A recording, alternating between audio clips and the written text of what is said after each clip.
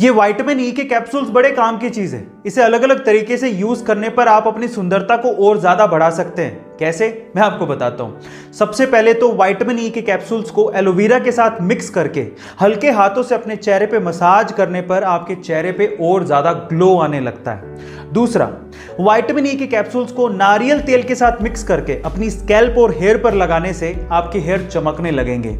और तीसरा, vitamin E के कैप्सूल्स को बादाम के तेल के साथ मिक्स करके अगर आप अपनी आंखों के नीचे लगाते हैं तो डार्क सर्किल चले जाएंगे थोड़ी दिनों में। गाइस, आपको ये हेल्थ टिप कैसे लगी कमेंट सेक्शन में जरूर लिखिएगा। और 5 ऐसी चीजें जिससे आपका दिन और कोशिश करें तो आपकी जिंदगी भी संवर सकती है। सबसे पहला, अगर आपको अपना मिजाज यानी कि मूड को ठीक करना है तो उसका सबसे अच्छा उपाय है एक्सरसाइज। दूसरा, अगर आपको अपना डिसीजन पावर और कंफ्यूजन का लेवल ठीक करना है तो उसका सबसे अच्छा उपाय है मेडिटेशन।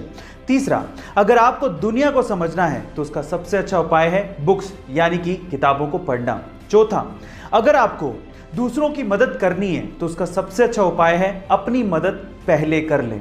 और पांचवा, अगर आपको तेजी से सीखना है तो उसका सबसे अच्छा उपाय है कि आप मजे से सीखें।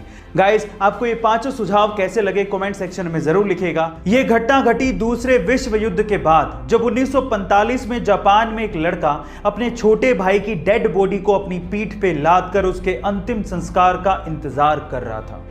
अपने छोटे भाई की मौत के बाद उसे रोना आ रहा था, लेकिन अपने होठों को काट कर वो अपने इमोशंस को कंट्रोल कर रहा था। तभी एक गार्ड ने उस लड़के से कहा कि तुम ये भार मुझे क्यों नहीं दे देते। तो उसके बाद जो लड़के ने जवाब दिया वो जापान में इतिहास बन गया। उस लड़के ने कहा कि ये कोई सामान नहीं है, ये मेरा भाई है। और आज भी ये पिक्चर जापान में सिंबल ऑफ स्ट्रेंथ के नाम से जानी जाती है। गाइस, इसके बारे में आपका क्या कहना है कमेंट सेक्शन में जरूर लिखिएगा। टोक्यो ओलंपिक में दिए जाने वाले gold, silver and bronze medals भी कुछ खास तरीके से बनाए गए हैं। कैसे, मैं आपको बताता हूं। एक्चुअली इसके लिए 2017 से ही एक कैंपेन चलाया गया जिसमें वहां के लोगों को यह रिक्वेस्ट की गई कि अगर आपके पास पुराने इलेक्ट्रॉनिक गैजेट्स जैसे कि लैपटॉप, स्मार्टफोन्स हैं तो आप उन्हें डोनेट कर दीजिए। लोगों ने इसमें बढ़ चढ़ के हिस्सा लिया, जिससे 78,000 टन यानी कि लगभग 63 लाख से भी ज्यादा लैपटॉप्स एंड स्मार्टफोन्स इकट्ठे किए गए। फिर उसमें से मेटल्स को निकाला गया और उन्हें रिसाइकिल किया गया और उसके बाद इन मेडल्स को बनाया गया। इस प्रोजेक्ट को टोक्यो 2020 मेडल प्रोजेक्ट का नाम दिया गया था। गाइस, क्या इसके पहले तक की इंफॉर्मेशन आपको पता थी? और अगर नहीं पता थी तो कमेंट सेक्शन में जरूर लिखिएगा। गाइस, अगर आपको स्वस्थ और लंबा जीवन जीना है तो उसके लिए तिब्बतियों की कहावत सुनिए। तिब्बतियों के अनुसार अगर आपको हेल्दी और लॉन्ग लाइफ चाहिए तो उसके लिए आपको दिन भर में जितनी जरूरत हो उसका सिर्फ आधा ही खाना चाहिए। खाना खाने के बाद आपको दुगना यानी कि डबल घूमना चाहिए।